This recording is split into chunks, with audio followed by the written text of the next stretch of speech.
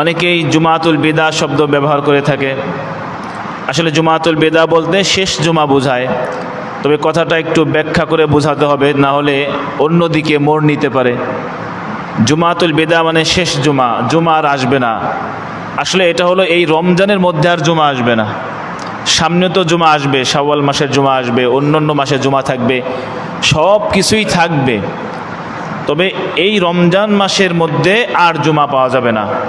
যেহেতু আজকে 27তম রোজা, আর 3টি বা 2টি রোজাতে হবে, এরপরে এই রমজান মাস আমাদের থেকে বিদায় নিয়ে যাবে। এজন্য অনেকেই জুমাতুল বিদা শব্দ ব্যবহার করে, অর্থাৎ এই রমজানের জন্য আজকের জুমা শেষ জুমা। এই রমজান মাস খুবই গুরুত্বপূর্ণ মাস ছিল। এই রমজান মাসের জন্য আমরা এক সময় অপেক্ষামান ছিলাম, রমজানকে আমরা সংবর্ধনা দিয়ে গ্রহণ করেছিলাম, আবার এখন এই রমজানকে বিদায় দিতে হবে। এই রমজান মাস আসার কারণে আমাদের প্রত্যেকের মধ্যে আমল আখলাকের মধ্যে কিছুটা হলেও পরিবর্তন ঘটছে কিনা? এই রমজান আসার কারণে অন্য সময় অন্যায় কাজ করলেও রমজানে করলে আমরা একে অপরকে নিষেধ করতাম, এই রমজানের মাস এটা করো না। এই রমজান আসার কারণে আমাদের প্রত্যেকের মধ্যে কোরআন তেলাওয়াত বেড়ে গিয়েছিল। প্রত্যেকের ঘরেই সকাল বিকাল কোরআন তেলাওয়াত হতো রমজান উপলক্ষে, এবং এই রমজানের কারণে আমাদের ঘরের মধ্যে, বাড়িতে, সব জায়গায় আল্লাহর রহমত, বরকত, মাগফিরাতের বন্যা বয়ে যাচ্ছিল। রমজানের মধ্যে যদিও আমরা রোজা রাখি, কিন্তু তারপরে অন্য মাসের তুলনায় ভালো ভালো দামি দামি খাবার খাওয়া হয় রমজানে, ঠিক কিনা? যারা হয়তো 2-4-5 মাসেও ফল কিনে খাওয়ার টাকা থাকে না, ফল খায় না, তারাও প্রত্যেক দিন দামি দামি ফল খায়। এটা রমজানের ওসিলায়, রমজানের বরকতে, রমজানের রহমতে। সম্মানিত উপস্থিতি, এই রমজান বিদায় মুহূর্তে, রমজান আমাদের থেকে বিদায় নিতে যাচ্ছে। এই জন্য রমজানের সাথে আমাদের যেন বিশ্বাসঘাতকতা না হয়। রমজানকে বিদায় দিব, তবে বিশ্বাসের সাথে বিদায় দিব। রমজান যে জন্য আসছিল আমাদের মধ্যে, এই রোজা যে জন্য আসছিল আমাদের মধ্যে, এই রোজা যে কারণে আমাদের মাঝে এসেছিল, তার উদ্দেশ্য, তার মাকসাদ যেন আমরা অর্জন করতে পারি, আমাদের মাঝে রাখতে পারি, তাহলেই এই রমাদানুল মুবারকের সাথে বিশ্বাসের সাথে বিদায় দেওয়া হবে। একটা উদাহরণ, বিশেষ করে উদাহরণটা দেওয়া হয় যে দুনিয়াতে দেখুন, আমরা যখন মনে করেন পরিবার থেকে সন্তানকে চাচার বাড়িতে বেড়াতে পাঠালেন, তো সন্তান যখন চাচার বাড়িতে বেড়াতে গেল, তো চাচা যখন ভাতিজাকে আদর করবে, যত্ন করবে, মহব্বত করবে, তো তখন সে তারপর যখন বাসায় চলে আসবে, তার বাবা যখন জিজ্ঞেস করবে, তুমি চাচা বাড়ি গিয়েছিলে, কেমন আদর যত্ন পেলে? তো চাচা যদি আদর যত্ন ভালো করে থাকে, তো সন্তান তার প্রশংসা তারিফ করবে, ঠিক না? যে গেছিলাম 1 সপ্তাহের জন্য বা 2 দিনের জন্য, কিন্তু চাচা আমাকে এমন ধরা ধরছে, আমাকে 10 দিন 15 দিন তার বাসায় রেখে দিছে, এইরকম আপ্যায়ন আদর যত্ন করছে। তাহলে এই আপ্যায়ন আদর যত্নের কথা শুনে বাবার খুশি লাগবে কিনা? বাবার খুশি লাগবে যে আমার ভাই আমার ছেলের সাথে খুব ভালো আচরণ করছে, আদর যত্ন করছে। পক্ষান্তরে যদি চাচা তাকে আদর যত্ন না করে, দেখা গেল সে গেছিল 1 সপ্তাহ থাকার জন্য, 2 দিন থাকার পরে এই চাচা তার থেকে বিমুখ, আদর যত্ন করলো না, তো ভাতিজা এসে, সন্তান এসে বলল, চাচার বাড়ি গেছিলাম 1 সপ্তাহ থাকার জন্য, কিন্তু চাচার যে পরিবেশ দেখলাম, উঠা বসা, তাতে 2 দিন থাকাও কঠিন। এ কথা বাবা যখন শুনবে কষ্ট লাগবে কিনা? কষ্ট লাগবে যে আমার সন্তানের প্রতি আমার ভাই আদর যত্ন দেখাইল না। ঠিক এই উদাহরণটা আমরা যদি রমজান মাসের দিকে নিয়ে যাই, যে রমাদানুল মুবারক আল্লাহ সুবহানাহু ওয়া তাআলা আমাদের কাছে মেহমান হিসেবে পাঠিয়েছিলেন। এই একটি মাস আমাদের মধ্যে থাকার পরে সে যখন বিদায় নিয়ে যাচ্ছে, আল্লাহ সুবহানাহু ওয়া তাআলা যখন এই রমাদানুল মুবারককে জিজ্ঞেস করবে, তোমার সাথে কারা কীরকম ব্যবহার করলো, আমার বান্দারা কীরকম ব্যবহার করলো, তো সেও এভাবে আল্লাহ তাআলার কাছে বলবে যে অমুকের ঘরে গেছি, সে আমাকে আসতে দেয় না, সে আমাকে আরও থাকতে বলে, আমার সাথে আন্তরিকতা মহব্বত সব কিছু কমতি করে নাই। আবার অমুকের বাড়িতে গেছি, সে শুধু বলছে তাড়াতাড়ি যায় না কেন, তাড়াতাড়ি যায় না কেন। তো এই জন্য এই রমজান মাস অনেকের কাছে হয়তো কষ্টর মনে হয়েছে। আসলে রমাদানুল মুবারক হচ্ছে বরকতের মাস, রহমতের মাস, শান্তির মাস, সম্প্রীতির মাস, ভালোবাসার মাস, ইবাদতের মৌসুম বলা হয় রমজান মাসকে। এই 12 মাসের মধ্যে সর্বশ্রেষ্ঠ মাস হচ্ছে রমাদানুল মুবারক। তো যাই হোক, রমাদানুল মুবারক যখন আমাদের থেকে চলে যাচ্ছে, বিদায় নিয়ে যাচ্ছে, অবশ্যই আমাদেরকে বিদায় দিতে হবে। এটা আল্লাহ সুবহানাহু ওয়া তাআলারই নিয়ম। এই রমাদানুল মুবারক আমাদের কাছে কিছু বিষয় নিয়ে এসেছিল, যে বিষয়গুলোকে বিদায় দেওয়া যাবে না। এটা চিরস্থায়ীভাবে আমাদের জীবনের সাথে ওতপ্রোতভাবে সম্পর্কিত রাখতে হবে। তার মধ্যে রমাদানুল মুবারক আমাদের কয়েকটি বিষয় হাদিয়া দিয়ে যাচ্ছে। এক হলো সিয়াম। রমাদানুল মুবারক এসে আমাদেরকে রোজা রাখার প্র্যাকটিস করাই গেল, রোজা রাখার শিক্ষা দিয়ে গেল, ট্রেনিং দিয়ে গেল, যে তোমরা রোজা রাখবে। রোজা রাখলে মানুষ সহজেই অন্যায় কাজ থেকে বিরত থাকতে পারে, মানুষের দিলের মধ্যে আল্লাহর ভয় প্রবেশ করে। রোজা রাখলে মানুষের প্রতি রহমত, দয়া আসে। এই জন্য রমাদানুল মুবারক যদিও আমাদের থেকে চলে যাচ্ছে, তবে সিয়াম, এই রমাদানের রোজা, নফল রোজা, এগুলো যেন আমাদের থেকে না যায়। যদি নফল রোজা আমাদের থেকে চলে যায়, যে রমাদান মাস শেষ, রোজাও শেষ, আর রোজা রাখা লাগবে না, তাহলে কিন্তু রমাদানুল মুবারকের সাথে বিশ্বাসঘাতকতা করা হলো। রাসূলুল্লাহ সাল্লাল্লাহু আলাইহি সাল্লাম রমজান ছাড়াও অন্যান্য সময়ে রোজা রাখতেন। যেমন রাসূলুল্লাহ সাল্লাল্লাহু আলাইহি সাল্লাম বৃহস্পতিবার, সোমবারে রোজা রাখতেন। তিরমিজি শরীফের মধ্যে আছে, তু'রাদুল আমালু ইয়াউমাল ইসনাইন ওয়াল খামিসি ফাউহিব্বু আন ইউ'রাদা আমালি ওয়া আনা সাইম। রাসূল সাল্লাল্লাহু আলাইহি ওয়াসাল্লামকে জিজ্ঞেস করা হলো, আপনি প্রতি সোমবার, প্রতি বৃহস্পতিবার রোজা রাখেন কেন? রাসূলুল্লাহ সাল্লাল্লাহু আলাইহি ওয়াসাল্লাম বললেন, প্রতি বৃহস্পতিবার, প্রতি সোমবার বান্দার আমলনামা আল্লাহ তাআলার কাছে পেশ করা হয়, আল্লাহ তাআলার কাছে দেখানো হয়। আর আমি পছন্দ করি, ভালোবাসি, আমার আমলনামা যখন আল্লাহকে দেখানো হবে, তখন যেন আমি রোজা অবস্থায় থাকি, সিয়াম অবস্থায় থাকি। সুবহানাল্লাহ। তাহলে আমার আপনার আমলনামা বৃহস্পতিবার আর সোমবার আল্লাহকে দেখানো হয়, অমুকের ছেলে অমুক, অমুকের নাতি অমুক জায়গায় বাড়ি, অমুক গ্রামের ছেলে এই আমল করছে এই 3 দিনে, এই 2 দিনে। রাসূল বলেন, তখন যেন আমি রোজা অবস্থায় থাকি, আল্লাহ যেন আমার আমলনামাটা রোজা অবস্থায় দেখে যে আমি রোজা আছি। এই জন্য আমরা প্রতি সোমবার, বৃহস্পতিবার রোজা রাখতে পারি। কি বলেন? লাগাতার 1 মাস যেহেতু রোজা রাখতে পারছি, তো বৃহস্পতিবার, সোমবার রাখতে পারবো না? ইনশাআল্লাহ চেষ্টা করলেই হবে।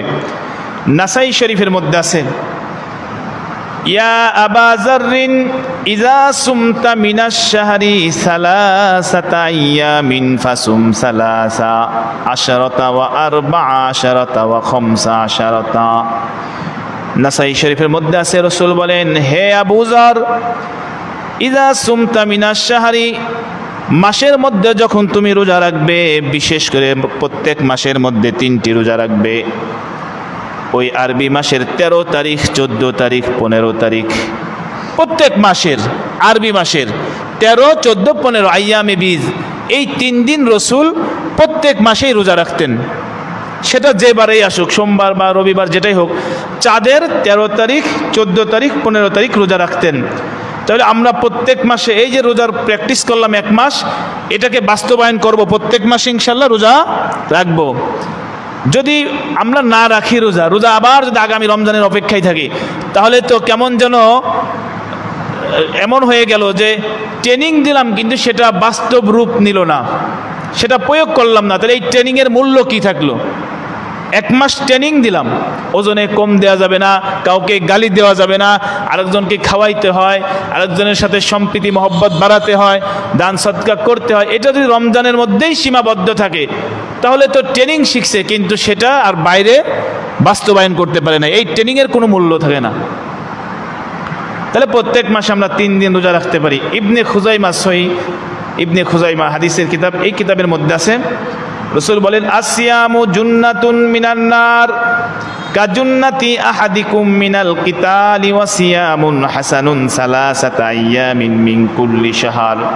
রাসূল বলেন রোজা হলো জাহান্নাম থেকে বাঁচানোর ডাল স্বরূপ। কাজুন্নাতি আহাদিকুম মিনাল কিতাল, যুদ্ধের ময়দানে তোমাদের যেমন যুদ্ধের ময়দানে শত্রুপক্ষ থেকে বাঁচার জন্য ডাল ব্যবহার করা হয়, যুদ্ধের ময়দানে শত্রুর আক্রমণ থেকে যেমন ডাল ব্যবহার করা হয়, ঠিক জাহান্নাম থেকে বাঁচার জন্য এই রোজাকে ডাল হিসাবে ব্যবহার করা হয়।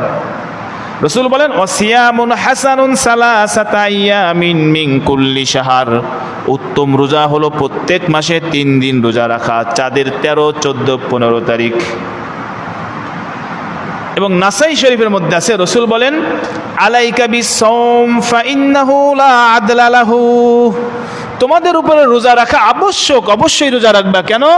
লা আদলা লাহু, রোজার সমপরিমাণ সওয়াব আর কোনো নেক আমলের মধ্যে নেই। অন্যান্য নেক আমল মানুষের দেখানোর জন্য করা যায়, নামাজ, হজ, যাকাত, দান খয়রাত, কিন্তু রোজাটা মানুষের দেখানোর জন্য করা যায় না। কারণ রোজা হলো আমি না খেয়ে আসি, আর না খাওয়াটা মানুষকে দেখানো যায় না।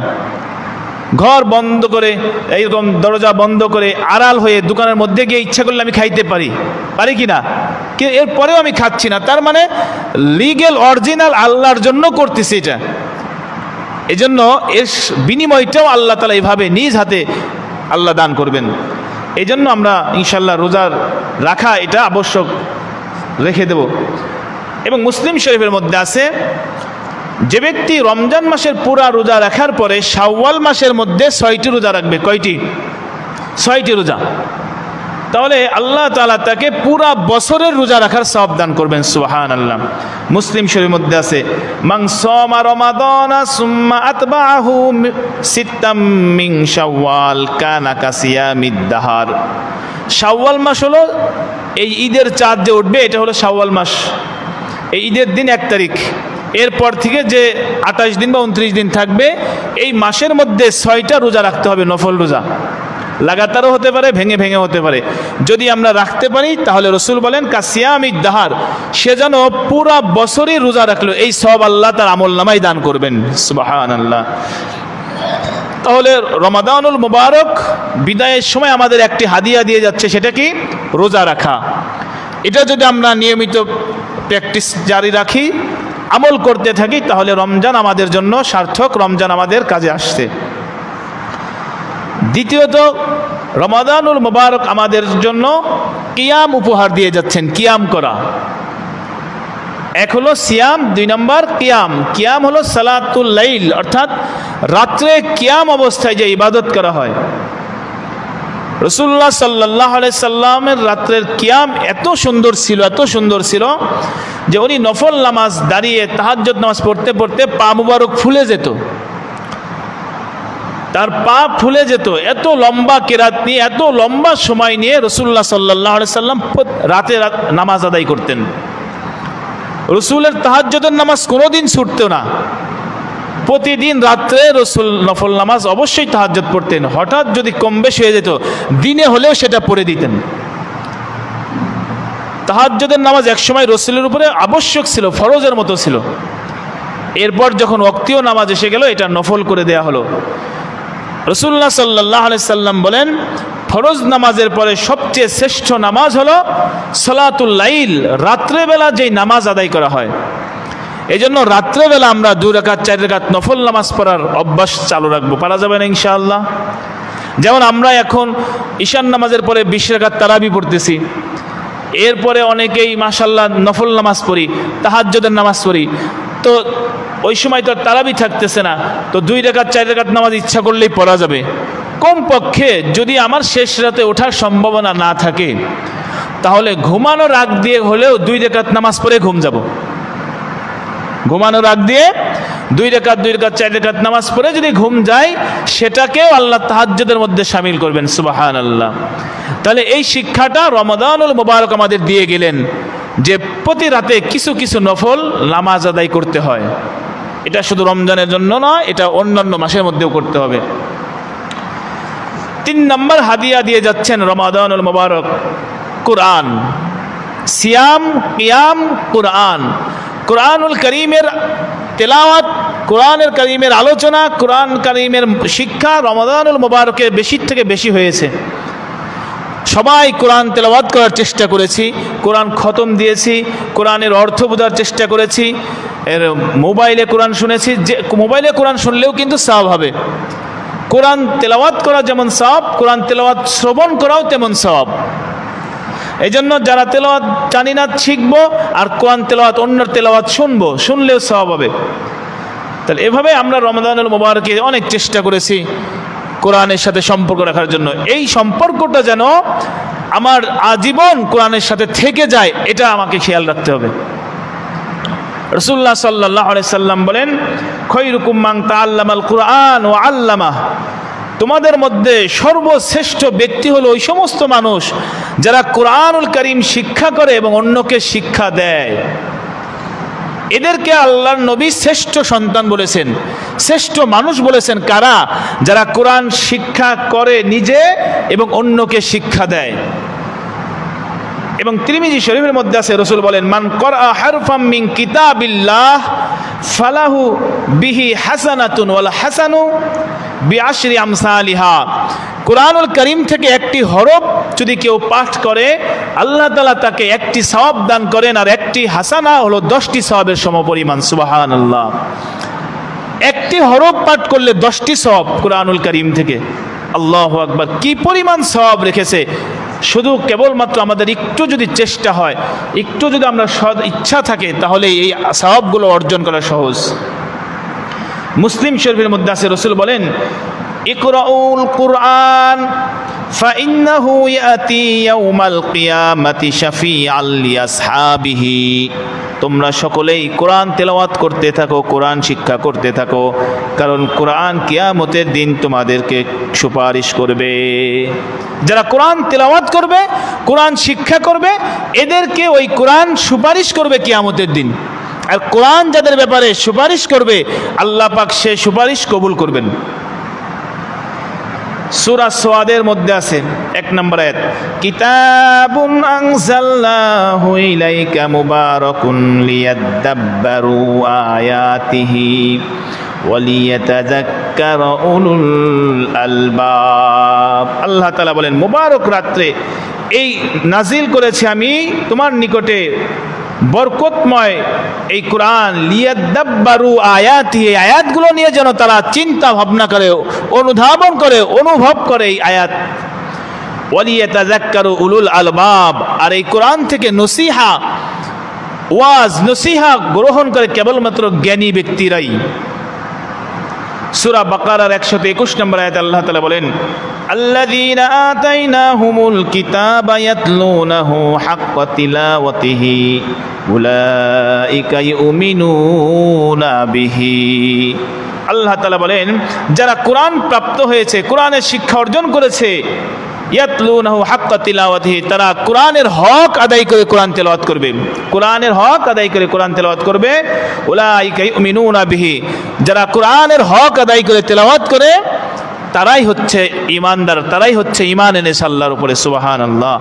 এই জন্য আমরা প্রত্যেকেই ফি নাফসি, বাবারটা ছেলে পড়লে হবে না, ছেলেরটা মায় পড়লে হবে না, প্রত্যেকেই নিজে নিজে কোরআন শরীফ শিখতে হবে। দেখে দেখে কোরআন তেলাওয়াত করতে পারি, এটা অবশ্যই আবশ্যক, সকলের উপরে ফরজ, এটা আমরা শিখবো ইনশাআল্লাহ। তাহলে রমাদানুল মুবারক 3 নম্বর হাদিয়া আমাদের দিয়ে যাচ্ছে কোরআন। এই কোরআন রমজানে যেমন বেশির থেকে বেশি তেলাওয়াত করেছো, নামাজ পড়েই তেলাওয়াত করেছো, খতম দেওয়ার নিয়তে তেলাওয়াত করেছো, চেষ্টা করেছো বেশির থেকে বেশি 10 সাবা পড়ব, 20 সাবা পড়ব, একটা টার্গেট নিয়ে তেলাওয়াত করেছো, এটা যেন সারা বছর তোমার কি থাকে, বাস্তবায়ন তোমার থেকে এটা চালু থাকে। সিয়াম, কিয়াম, কোরআন। এরপরে 4 নম্বর হাদিয়া দিয়ে যাচ্ছে হলো তাকওয়া, যেটা রমজানের মূল মাকসাদ। আল্লাহ তাআলা বলেন, ইয়া আইয়ুহাল্লাযিনা আমানু কুতিবা আলাইকুমুস সিয়াম, তোমাদের উপর রমাদানুল মুবারকের রোজা ফরজ করেছি, কেন? লাআল্লাকুম তাত্তাকুন, যেন তোমরা তাকওয়া অর্জন করতে পারো। এই তাকওয়ার জন্যই আল্লাহ পাক এই রমজান মাস দিল, আমাদের উপরে রোজা ফরজ করলো, এই 1 মাস আমাদের দিয়ে ট্রেনিং করালো। তাকওয়া কি? সংক্ষেপে যদি আমরা সংজ্ঞা বলতে যাই, সেটা হলো আল্লাহর সমস্ত ইতিবাচক বিধানকে পালন করা আর নেতিবাচক বিধানকে থেকে বিরত থাকা, এটাই হলো তাকওয়া। যেখানে আল্লাহর আদেশ সেটা করা, যেখানে আল্লাহর নিষেধ সেটা পরিত্যাগ করা, এটার নামই হচ্ছে কি তাকওয়া। এটা যেন আমাদের স্মরণ থাকে। রমাদানুল মুবারকে যেমন আমরা অনেক পরহেজ করে চলার চেষ্টা করেছি, অন্য মাসেও সুদ খাইলে এই মাসে সুদ অনেকেই খায় নাই, অন্য মাসে ঘুষ খাইলে এই মাসে ঘুষ খায় নাই, অন্য মাসে ডাকাতি করলে অনেকেই করে নাই। যদিও আমরা ফেসবুকে মোবাইলে দেখি এখনও ডাকাতি হচ্ছে, এখনও চুরি হচ্ছে, এখনও জিনা হচ্ছে, এখনও ঘুষ খাচ্ছে, শুধু স্টাইলটা ভিন্ন করে দিছে, পদ্ধতিটা ভিন্ন করে এখনও খাচ্ছে। ঈদের সালামি বলে খাচ্ছে, বকশিস বলে খাচ্ছে, কিন্তু ঘুষ খাচ্ছে। সম্মানিত উপস্থিতি, রমাদানুল মুবারকের সম্মানেও যারা গুনাহ থেকে পরহেজ করেছিল, রমাদানুল মুবারক তাদেরকে শিখাচ্ছে এই পরহেজ করাটা যেন পরবর্তী 11 মাসেও চালু থাকে। ইনশাল্লাহ পারবো না আমরা ইনশাল্লাহ চেষ্টা করব রমাদান মুবারকে যেমন অন্যের হক নষ্ট করি নাই, অন্যের উপরে জুলুম করি নাই, অন্যকে গালি দেই নাই, গীবত শিকায়েত করি নাই, পরনিন্দা চর্চা করি নাই, অন্যের দোষ তালাশ করি নাই, অন্য মাসেও যেন আমরা অন্যের দোষ তালাশ না করি, গীবত শিকায়েত না করি, এগুলোর থেকে বেঁচে থাকার চেষ্টা করব। 5 নম্বর যে হাদিয়া দিয়ে যাচ্ছে আমাদের, সেটা হলো দান সদকা করার ট্রেনিং। আমরা রমজানুল মুবারকে সবাই কম বেশি সবাই দান সদকা করছি, কি বলেন? করতেছি, এবং আরও 2টা রোজা আছে বা 3টা আছে, এখানেও আমরা করব। এই রমজানুল মুবারকে অনেকেই হাজার হাজার টাকা দান করছে। এই দান সদকা, অন্যর সহযোগিতা করা, এটা যেন অন্য মাসেও চালু থাকে। একজন গরিব মানুষ, তাকে সহযোগিতা করব, অর্থ দিয়ে হোক, মেধা দিয়ে হোক, বুদ্ধি দিয়ে হোক। এবং দেখা যাচ্ছে একজন গরিব মানুষ, তার মেয়ে বিয়ে হচ্ছে না, আমরা কিছু মানুষ একত্রিত হয়ে তাদের মেয়ের বিবাহের ব্যবস্থা করে দিব। একজন মানুষ, সে নামাজি, তার অভাব অনটন, সে খুব ঋণগ্রস্ত হয়ে গেছে, তার ঋণ পরিশোধ করার ব্যাপারে আমরা অন্য মাসেও সহযোগিতার হাত বাড়াই দিব। এভাবে রমজানে যেন আমাদের এটা সীমাবদ্ধ না থাকে, রমাদানুল মুবারক এগুলো আমাদেরকে শিক্ষা দিয়ে যাচ্ছেন। তাহলে 5টা বিষয় বললাম, এই 5টা বিষয় রমাদানের বাইরেও যেন আমাদের মধ্যে চালু থাকে, এটা আমাদের সবক অর্জন করতে হবে। এক হলো সিয়াম আমরা চালু রাখবো। কিয়ামুল লাইল, রাত্রে নফল নামাজের গুরুত্ব দিব। এরপরে কোরআন তেলাওয়াত, কোরআনের ব্যাখ্যা দেখা, কোরআনের অর্থ বোঝা, কোরআনের উপর আমল করা, কোরআন ওয়ালাদের ভালোবাসা, কোরআনকে মহব্বত করা। এরপরে হলো এরকম তাকওয়া অর্জন করা, সমস্ত খারাপ কাজ থেকে বিরত থাকার চেষ্টা করা, যে কোনো ভালো কাজ অল্প পারি বেশি পারি সহযোগিতা করা, শরিক থাকা। 5 নম্বর হলো তাকওয়া অর্থাৎ দান সদকার ট্রেনিং, শিক্ষা গ্রহণ করা, অর্থাৎ দান সদকা করা। প্রতিদিন 5 টাকা হোক, 10 টাকা হোক, 2 টাকা হোক, ফি সাবিলিল্লাহ, আল্লাহর রাস্তায় দিয়ে দেব, যে আমি প্রতিদিন 10 টাকা গরিব মানুষকে দিয়ে দেবো, এই নিয়ত করা যাইতে পারে। তাহলে প্রতিদিন 10 টাকা দিলে এরকম সপ্তাহে 70 টাকা হয়ে যাচ্ছে, এরকম 14 দিনে 140 টাকা হয়ে যাচ্ছে। এক পর্যায়ে আপনার জীবনে অনেক টাকা দান হয়ে গেল। হয়তো একসাথে 1000 টাকা দিতে পারবো না, 500 টাকা দিতে পারবো না, 5 টাকা তো দিয়ে পারবো। তো 5 টাকা দিয়ে আর প্রতিদিন আমল চালু রাখলাম, যে প্রতিদিন আমি 5 টাকা আল্লাহর রাস্তায় দিব, কামাই হলেও দিব, না হলেও দিব। তাহলে দেখবেন আল্লাহ তাআলা কামাই রুজিতে বরকত দিবে, হায়াতে বরকত দিবে। তাহলে এই 5টা জিনিস অবশ্যই আমরা আমল করার চেষ্টা করব রমাদানুল মুবারকের বাইরেও। এরপর একটা বিষয় আলোচ্য, সেটা হলো আমাদের সামনে ঈদ উল ফিতর আসছে, তার কিছু করণীয় বিষয় অবশ্যই আজকে বলার দরকার। সেটা হলো আমাদের সামনের আমল। আজকে যেহেতু 27তম রোজা, যদি 29-এ হয় তাহলে শনিবারে 28, রবিবারে 29, সোমবারে ঈদ হবে সেই হিসাবে। আর যদি 30 রোজা হয় তাহলে মঙ্গলবারে ঈদ হবে। এখন এখানে আমাদের সর্বপ্রথম আমল হলো যে রাসূলুল্লাহ সাল্লাল্লাহু আলাইহি সাল্লাম বলেন, তিরমিজি শরীফের হাদিস, আল ফিতরু ইয়াউমা ইফতিরুন নাস ওয়াল আদহা ইয়াউমা ইউদহিন নাস। ঈদুল ফিতর, তুমি ঈদ উদযাপন করবে ওই দিনে যখন সবাই ঈদ উদযাপন করবে সেই দিনে। আমাদের সমাজে দেখা যায় কিছু মানুষ, কিছু গ্রাম, কিছু জেলা আলাদাভাবে ঈদ উদযাপন করে। এটা আদৌ ঠিক না, এটা কখনোই ঠিক না। ঈদ উদযাপন করতে হবে সবার সাথে, সবাই যেদিন করবে আমরাও সেদিন করব। সবাই বলতে পৃথিবী না, মনে করেন বাংলাদেশ যেদিন করবে আমরা সেদিন করব। এখন রাসূলুল্লাহ সাল্লাল্লাহু আলাইহি সাল্লাম হাদিসের মধ্যে বলেছেন, চাঁদ দেখে রোজা রাখবে, চাঁদ দেখে রোজা ভাঙবে। দেখুন, আমরা অনেক সময় দেখা যাচ্ছে 29 রোজায় তারাবি পড়ার আগেই খবরের আশায় থাকে, বা রেডিও খুলে থাকি, টেলিভিশনে দেখি, মোবাইল নিয়ে ব্যস্ত আছি, ফেসবুকে কেউ স্ট্যাটাস দিছে নাকি, চাঁদ উঠছে নাকি। আসলে সুন্নাটা আমল নষ্ট হয়ে গেল। সুন্না আমল হলো 29 রোজা হয়ে যাওয়ার সময় সন্ধ্যার দিকে আমরা সবাই আকাশে চাঁদ খুঁজবো। কোথায়? আকাশের চাঁদ খুঁজবো। তাহলে প্রথম আমল হলো আমরা চাঁদ খোঁজ করবো, চাঁদ দেখা যাচ্ছে কিনা। এটা একটা বড় সুন্নাহ আমল। ঈদুল ফিতরে চাঁদ খুঁজবো, এটা হলো প্রথম আমল। যদি চাঁদ দেখা যায়, আর এটা যদি সরকারিভাবে ঘোষণা হয় যে চাঁদ দেখা গেছে আগামীকাল ঈদ, তাহলে ঈদ করতে পারবো। আর যদি সরকারিভাবে ঘোষণা না হয়, কিন্তু আপনি দেখছেন বা আমি দেখছি, তাহলে ঈদ উদযাপন করা যাবে না। রাসূল বলেছেন আল ফিতরু ইয়াউমা ইফতিরুন নাস, সরকারিভাবে যখন ঘোষণা হবে ঈদ, তখন ঈদ উদযাপন করতে হবে। এভাবে ঈদুল ফিতর, ঈদুল আজহা দুটোটা মাসালাই একই রকম। এবং বাইহাকি শরীফের মধ্যে আছে নাহরু ইয়াউমা ইয়ানহারুল ইমাম ওয়াল ফিতরু ইয়াউমা ইফতিরুল ইমাম। ইমাম দ্বারা উদ্দেশ্য সরকার প্রধান, সে যখন ঈদুল আজহা বা ঈদুল ফিতরের ঘোষণা করবে, এর পরের দিন আমরা ঈদ উদযাপন করব। তাহলে আমাদের প্রথম আমল হলো চাঁদ দেখা। চাঁদ দেখে আমরা ঈদ উদযাপন করব। দেখুন, ঈদুল ফিতর বলা হচ্ছে এজন্য, ফিতর মানে ভাঙা, ইফতার, ইফতার মানে রোজা ভেঙে ফেলতেছি। ফিতরুন শব্দ, এই ফিতরুন ফা ত র, এটার থেকে আসলো ঈদুল ফিতর, ভাঙার খুশি, ঈদের খুশি, ভাঙার খুশি। ভাঙা মানে বলে আমি যে এই 29 দিন বা 30 দিন রোজা ছিলাম লাগাতার, এখন আমি ভেঙে দিলাম রোজা। রোজা কি করলাম? ভেঙে দিলাম। ঈদের দিন রোজা রাখা হারাম, ওই দিন রোজা রাখা যাবে না, এই ধারাবাহিকতা ভেঙে দিলাম। এই জন্য এই ভাঙার খুশি, আজকে আমি সব কিছু খাইতে পারতেছি, হালাল জিনিস, আজকে আমি রোজা নাই, এজন্য ঈদুল ফিতরকে ঈদুল ফিতর বলা হয়। তাহলে প্রথম আমল হলো আমাদের চাঁদ দেখা। সূরাতুল বাকারার মধ্যে আল্লাহ তাআলা বলেন ওয়ালি তুকমিলুল ইদ্দাতা ওয়ালি তুকাব্বিরুল্লাহ আলা মা হাদাকুম ওয়া লাআল্লাকুম তাশকুরুন। ওয়ালি তুকমিলুল ইদ্দাতা, তোমরা ইদ্দত পূর্ণ করো, সংখ্যা পূর্ণ করো।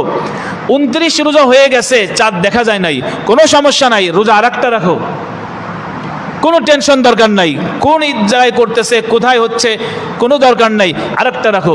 30টা পূর্ণ করে এরপরের দিন ঈদ উদযাপন করো। ওয়ালি তুকাব্বিরুল্লাহ, তাকবীর ঘোষণা করো, আলা মা হাদাকুম ওয়া লাআল্লাকুম তাশকুরুন। এ কথার উপরে যে আল্লাহ তাআলা আমাদেরকে হেদায়েত দিয়েছে, যাতে করে আমরা আল্লাহর কৃতজ্ঞশীল বান্দা হতে পারি। তাহলে আমাদের প্রথম আমল যেহেতু চাঁদ দেখা, চাঁদ দেখলে একটা দোয়া পড়তে হয়, সেটা তিরমিজি শরীফের মধ্যে আছে। রাসূল বলেন আল্লাহু আকবার, আল্লাহুম্মা আহিল্লাহু আলাইনা বিল আমনি ওয়াল ঈমান ওয়াস সালামাতি ওয়াল ইসলাম ওয়াত তাওফীকি বিমা ইউহিব্বু রাব্বুনা ওয়া ইয়ারদা রাব্বুনা ওয়া রাব্বুকাল্লাহ। এটা চাঁদ দেখার দোয়া, চাঁদ দেখে যারা পারি পড়ব। তাই প্রথম আমল চাঁদ দেখা। দ্বিতীয়তে, চাঁদ দেখার পরে আমরা কি করব? তাকবীর ঘোষণা করব, আল্লাহু আকবার, আল্লাহু আকবার, আল্লাহু আকবার, আল্লাহু আকবার, লা ইলাহা ইল্লাল্লাহু আল্লাহু আকবার, আল্লাহু আকবার ওয়া লিল্লাহিল হামদ। এটা অনেকেই মনে করে কোরবানি ঈদেই শুধু বলতে হয়, ঈদুল আজহায় না, এটা ঈদুল ফিতরেও বলতে হয়। তাহলে চাঁদ দেখার পরে আল্লাহর ওয়ালি তুকাব্বিরুল্লাহ, আল্লাহর তাকবীর ঘোষণা করো। এই তাকবীরটা আমরা পড়বো সবাই, পারবো না ইনশাআল্লাহ? সবাই বলি দেখি একবার, আল্লাহু আকবার, আল্লাহু আকবার, আল্লাহু আকবার, আল্লাহু আকবার, লা ইলাহা ইল্লাল্লাহু আল্লাহু আকবার, আল্লাহু আকবার ওয়া লিল্লাহিল হামদ। এই তাকবীরটা আমরা পাঠ করব। 3 নম্বর কাজ হলো, আমরা ঈশার নামাজ, ফজর নামাজ অবশ্যই আমরা জামাতে পড়বো। ফজরের নামাজ জামাতে পড়বো তো অবশ্যই পড়বো। অনেকেই দেখা যায় ফজরের নামাজে আসে নাই, কিন্তু ঈদের নামাজে ঠিকই আসছে, এরকম হয় না অনেক সময়? এটা কিন্তু ভুল। ঈদের নামাজটা ফজরের নামাজের চাইতে গুরুত্ব বেশি না, ফজরের নামাজটাই ঈদের নামাজের চেয়ে গুরুত্ব বেশি। ফজরের নামাজ অবশ্যই পড়বেন, যাতে ঈদের ময়দানে ইমাম সাহেব কথা না বলতে পারে যে যারা ফজরের নামাজ পড়েন নাই তাদের ঈদের নামাজ নেই, যারা রোজা রাখেন নাই তাদের ঈদের নামাজ কিসের, যারা রোজা রাখে না, ইত্যাদি ইত্যাদি অনেক সময় বলে ইমামরা। তো এই বিষয়গুলো যেন আমাদের উপরে না আসে। আমরা রোজা রেখেছি, আমরা ঈদের আনন্দ অবশ্যই উদযাপন করব। এরপর ঈদের দিন ফজরের নামাজ আমাকে অবশ্যই পড়তে হবে, যেহেতু ঈদের নামাজ আমাকে পড়তে হবে, তাহলে ফজরের নামাজ ফরজ, ঈদের ফজরের নামাজ পড়ব। ফজরের নামাজ পড়েই ঈদুল ফিতরের নামাজটা আগে আগে পড়া সুন্নাহ, আর ঈদুল আজহার নামাজ দেরি করে পড়া সুন্নাহ। ঈদুল ফিতরের নামাজ দেরি করে পড়া সুন্নাহ। এই ঈদের নামাজটা একটু দেরি করে পড়লে ভালো হয়। আর ঈদুল আজহা কোরবানি ঈদের নামাজটা আগে আগে পড়তে হয়, যেহেতু নামাজের পরে কোরবানি আছে, লং টাইম কাজ, এই জন্য আগে আগে পড়তে হয়। তাহলে ঈদুল ফিতরের নামাজ একটু টাইম পরে পড়লেও কোনো সমস্যা নাই, এটা সুন্নাত। তাহলে আমাদের নামাজ পড়ার পরে কি করব, আমরা ঈদের নামাজের জন্য প্রস্তুতি নেব। ফজর নামাজের পরেই, সৌদি আরবে এখনও ফজর নামাজের আধা ঘন্টা পরেই ঈদের নামাজ অনুষ্ঠিত হয়। ফজর নামাজের পরেই আমরা ঈদের নামাজের প্রস্তুতি, অথচ ফজর নামাজের পরেই দেখা যায় গরু গোসল করাচ্ছে, ফজর নামাজের পরেই দেখা যায় মুরগি আনার জন্য বাজারে যাচ্ছে। আছে না নাই এমন মানুষ? এ কি ব্যাপার? আপনি মুরগিটা আগে আনতেন, ঈদের যে কাজ এগুলো আপনি আগে করে ফেলেন। হ্যাঁ, যারা এতে কাপে আছে তারা সন্ধ্যায় বের হবে, রাত্রেবেলায় কাজ সমাধান করে ফেলবে। এজন্য আমরা ঈদের দিনের কাজ আগে করে ফজর নামাজের পরে ঈদের নামাজের প্রস্তুতি নেব, যাতে করে ফিক্সড টাইমের আগেই আমরা এসে ইনশাল্লাহ ইমাম সাহেবের খুতবা আলোচনা যেন শুনতে পারি। পাওয়া যাবে না ইনশাল্লাহ? তাহলে ঈদের নামাজের প্রস্তুতি নেওয়া, যার যে পোশাক আছে নতুন পোশাক শর্ত না, ভালো পোশাকটাই পরিষ্কার পরিচ্ছন্ন করে পরবে, আতর সুঘ্রাণ ব্যবহার করবে।